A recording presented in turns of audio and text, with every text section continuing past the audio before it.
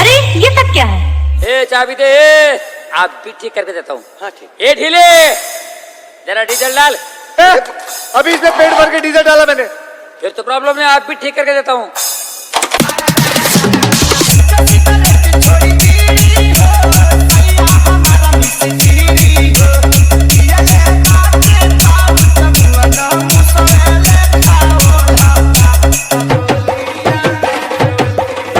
अरे जब भी ऊपर चढ़ता बंद क्यों कर देते हो? डीजे मंटू कहाँ से पकड़ के लाया इसको?